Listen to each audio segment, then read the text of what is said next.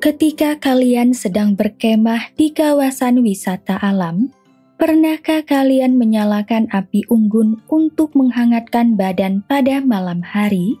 Api unggun dapat dinyalakan dengan membakar kayu-kayu yang berasal dari pohon. Energi yang kalian peroleh dari api unggun untuk menghangatkan badan dapat disebut sebagai bioenergi. Bioenergi adalah energi yang bersumber dari hewan atau tumbuhan. Bioenergi merupakan salah satu jenis dari sumber energi. Apa sajakah jenis sumber energi? Untuk menjawab pertanyaan tersebut, kita perlu mempelajari konsep tentang sumber energi. Mari kita simak pembahasannya pada video pembelajaran ini. Sumber energi. Energi merupakan salah satu kebutuhan pokok yang sangat penting dalam kehidupan makhluk hidup.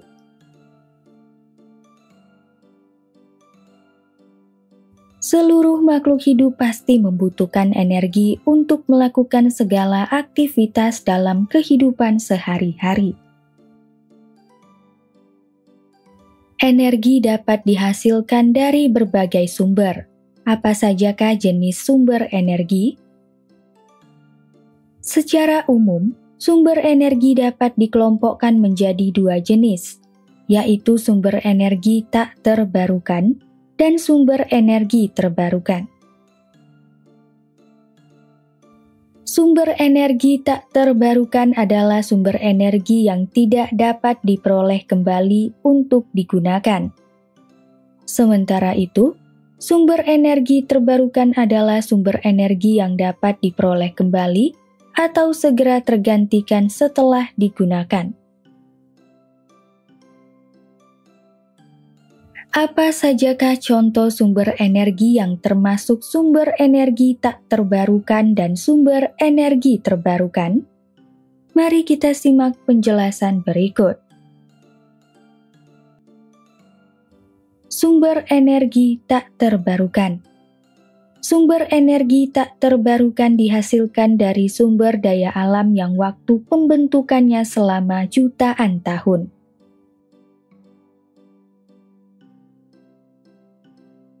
Jika sumber energi tak terbarukan dieksploitasi terus-menerus, sumber energi tersebut lama-kelamaan akan habis. Untuk menggantikan sumber energi tak terbarukan sejenis dengan kuantitas yang sama, dibutuhkan waktu selama jutaan tahun. Beberapa contoh sumber energi tak terbarukan adalah bahan bakar fosil dan nuklir. Mari kita bahas satu persatu. Pertama, bahan bakar fosil. Bahan bakar fosil dapat diproduksi dari proses alami yang terjadi sejak jutaan tahun lalu. Bahan bakar fosil dapat bersumber dari sisa-sisa tumbuhan dan hewan purba yang berada di dalam tanah di bawah pengaruh tekanan dan suhu yang sangat tinggi. Contoh-contoh bahan bakar fosil yang paling banyak digunakan sebagai sumber energi adalah batu bara, minyak bumi, dan gas alam. Batu bara. Batu bara merupakan salah satu bahan bakar fosil yang terbentuk dari hasil endapan sisa-sisa tumbuhan dan hewan purba. Batu bara tersusun atas senyawa-senyawa hidrokarbon. Sejak dimulainya revolusi industri, batu bara sering digunakan sebagai bahan bakar untuk berbagai proses industri. Batu bara dapat digunakan sebagai bahan bakar pembangkit listrik tenaga fosil. Minyak bumi. Minyak bumi merupakan salah satu bahan bakar fosil yang banyak digunakan sebagai sumber energi utama pada kendaraan bermotor. Minyak bumi dapat diperoleh dari hasil ekstraksi lapisan atas dalam kerak bumi melalui proses pertambangan. Minyak bumi berbentuk cairan kental yang berwarna coklat gelap atau kehijauan dan mudah terbakar. Minyak bumi tersusun atas campuran dari berbagai senyawa hidrokarbon. Gas alam. Bahan bakar fosil lainnya yang sering digunakan dalam kehidupan sehari-hari adalah gas alam. Gas alam dapat dijumpai di ladang gas bumi, ladang minyak bumi, dan area pertambangan batu bara. Gas alam tersusun atas berbagai senyawa hidrokarbon, seperti gas metana, gas etana, gas propana, dan gas butana. Gas alam juga dapat mengandung senyawa belerang. Penggunaan bahan bakar fosil seperti batu bara, minyak bumi, dan gas alam sebagai sumber energi memiliki kelebihan dan kekurangan. Beberapa kelebihan dari penggunaan bahan bakar fosil adalah sebagai berikut. Dapat melakukan produksi dalam kuantitas yang besar, relatif ekonomis dengan harga yang terjangkau, tidak bergantung pada lokasi, telah melewati proses pengujian. Sementara itu, beberapa kekurangan dari penggunaan bahan bakar fosil adalah sebagai berikut. Dapat menimbulkan kerusakan lingkungan akibat dari proses pertambangan, menyebabkan pemanasan global, memiliki ketersediaan yang terbatas. Kedua, nuklir. Reaksi nuklir merupakan sumber energi yang memanfaatkan reaksi fisi berantai untuk menghasilkan energi listrik. Reaksi fisi berantai dapat dilakukan dalam suatu reaktor nuklir.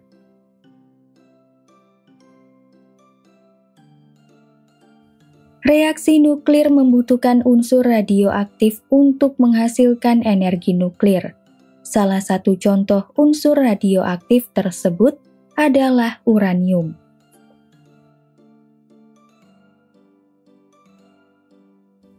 Saat ini, kelimpahan uranium cukup besar, tetapi keberadaan uranium di alam tersebar secara acak dalam bebatuan dan lautan yang jarang terkonsentrasi di suatu tempat spesifik. Ketika unsur-unsur radioaktif dieksploitasi secara masif, unsur-unsur radioaktif tersebut lama-kelamaan akan habis. Penggunaan nuklir sebagai sumber energi memiliki kelebihan dan kekurangan. Beberapa kelebihan dari penggunaan nuklir adalah sebagai berikut. Tidak memproduksi emisi gas karbon dioksida. Dapat menghasilkan energi yang sangat besar, memiliki ketersediaan bahan radioaktif yang lebih banyak daripada ketersediaan bahan bakar fosil. Adapun beberapa kekurangan dari penggunaan nuklir adalah sebagai berikut. Terdapat risiko bahaya dari pencemaran limbah radioaktif. Biaya pembuatan reaktor nuklir yang sangat tinggi dapat disalahgunakan oleh pihak yang tidak bertanggung jawab seperti terorisme. Selanjutnya, mari kita membahas jenis-jenis sumber energi terbarukan.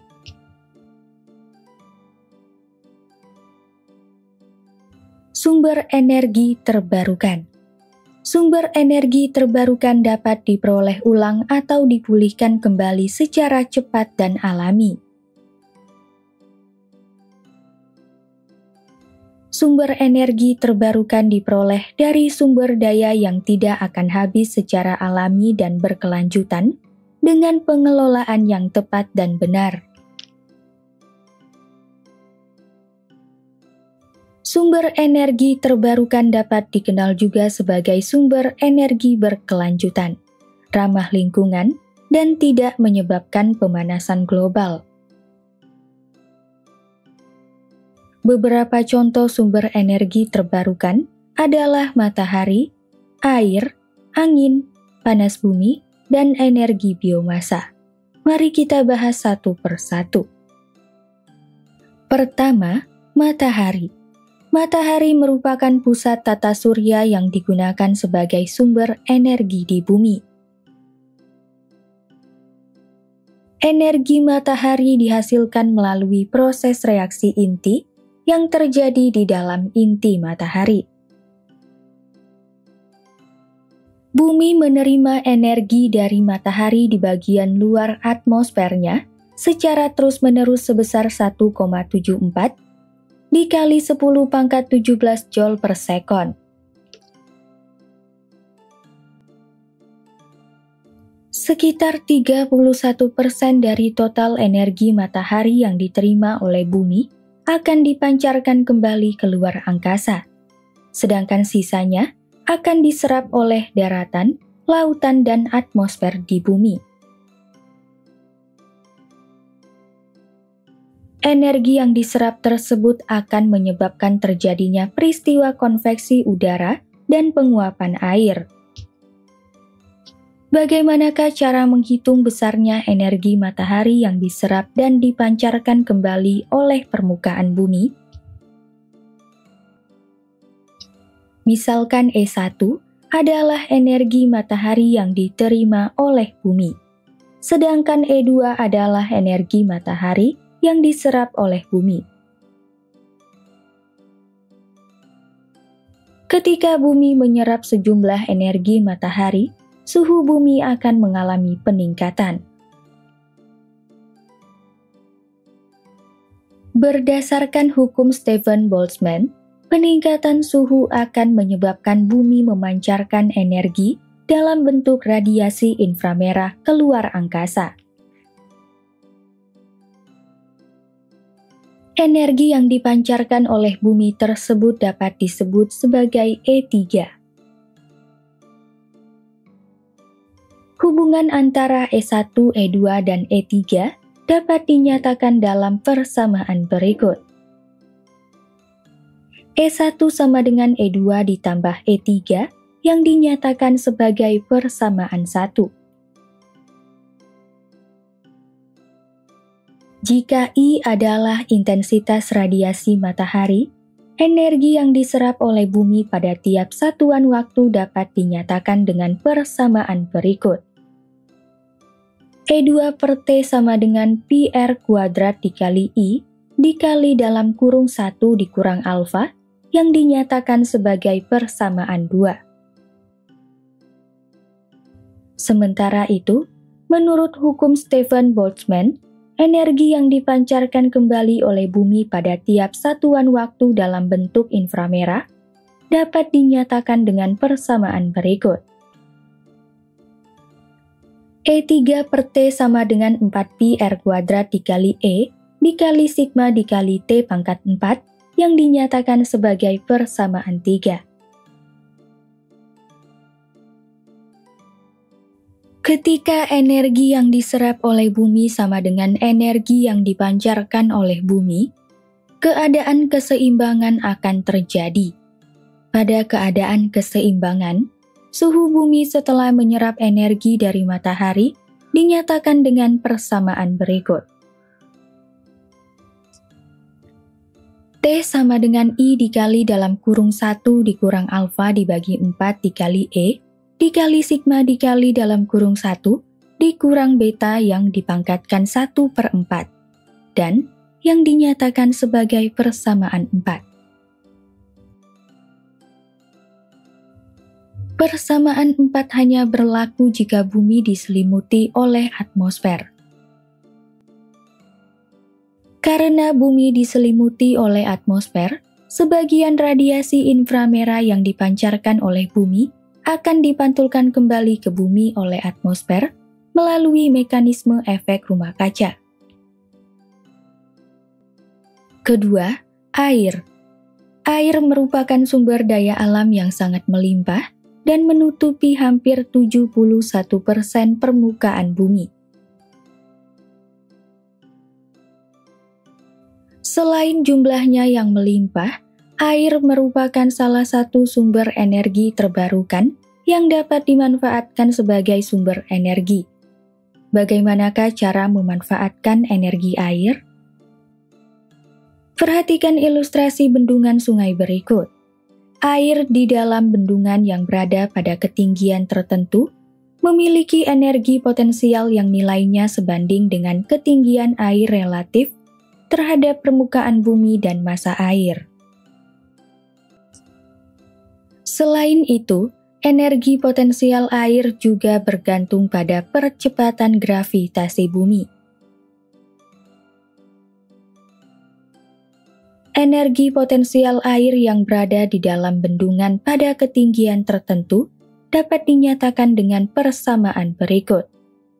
EP sama dengan M dikali G dikali H yang dinyatakan sebagai persamaan 5. Ketika air dengan energi potensial tertentu bergerak turun, energi potensial air dapat dikonversi menjadi energi kinetik yang dapat digunakan untuk menggerakkan turbin dalam pembangkit listrik tenaga air.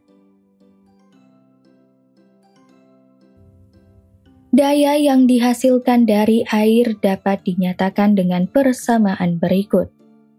P air sama dengan Rho dikali G dikali Q dikali H yang dinyatakan sebagai persamaan 6.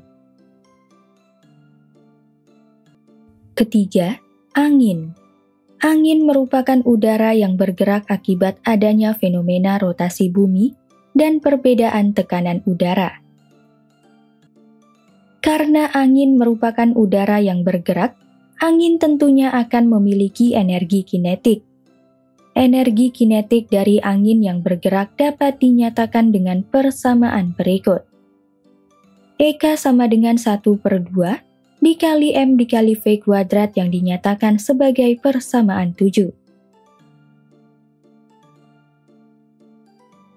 Secara teknis, massa udara tidak mudah ditentukan sehingga diperlukan besaran udara lain, yaitu massa jenis udara atau Rho, untuk menentukan energi udara. Misalnya, blok udara dengan luas penampang A bergerak dengan kecepatan V. Dengan demikian, massa udara yang melalui penampang pada tiap satuan waktu ditentukan dengan persamaan berikut. M per T sama dengan Rho dikali A dikali V yang dinyatakan sebagai persamaan 8. Jika persamaan 8 dipadukan dengan persamaan energi kinetik angin pada persamaan 7, akan dihasilkan persamaan daya angin sebagai berikut. EK sama dengan 1/2 dikali M dikali V kuadrat. Bagikan dengan T pada kedua ruas sehingga diperoleh EK dibagi T sama dengan 1/2 dikali M dikali T dikali V kuadrat. Substitusikan persamaan 8 pada persamaan tersebut, sehingga diperoleh P angin sama dengan 1/2 dikali Rho dikali A dikali V pangkat 3 yang dinyatakan sebagai persamaan 9. Perlu diketahui bahwa daya angin merupakan energi kinetik angin per satuan waktu dalam satuan watt. Keempat, panas bumi. Perhatikan lapisan-lapisan bumi berikut. Suhu lapisan bumi meningkat seiring dengan bertambahnya kedalaman bumi. Suhu inti bumi mencapai 5.400 derajat Celcius.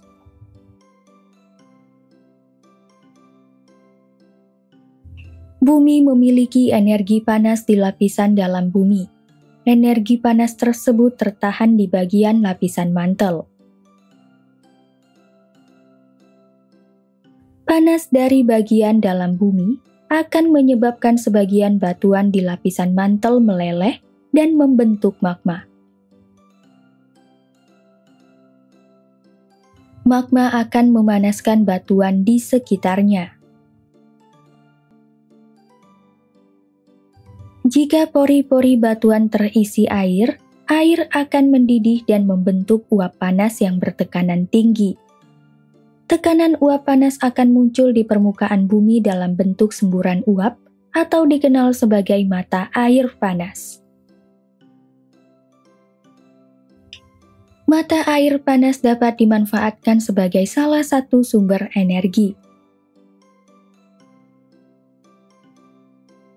Kelima, biomasa. Biomasa adalah sumber energi yang berasal dari makhluk hidup atau bahan organik lainnya. Biomasa dapat dihasilkan dari proses fotosintesis pada tumbuhan atau bahan-bahan sisa limbah yang dapat digunakan sebagai bahan bakar. Bahan-bahan organik yang berasal dari proses-proses geologis serta dimanfaatkan menjadi batu bara dan minyak tidak tergolong sebagai biomasa. Biomasa dapat digunakan menjadi bahan bakar yang sederhana, seperti pada pembakaran kayu untuk memasak atau menghangatkan diri saat berkemah. Penggunaan lainnya dari biomasa adalah untuk menghasilkan produk bahan bakar cair seperti etanol dan biodiesel.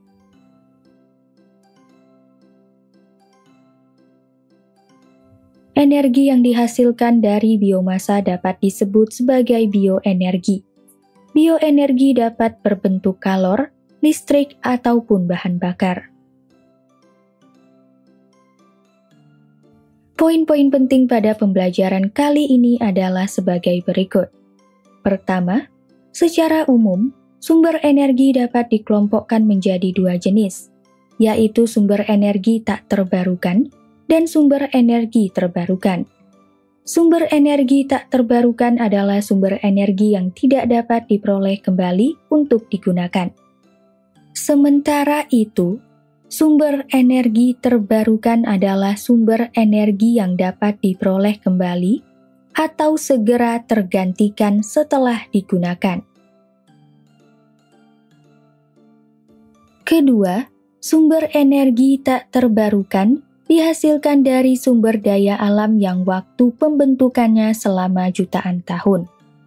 Jika sumber energi tak terbarukan dieksploitasi terus-menerus, sumber energi tersebut lama-kelamaan akan habis.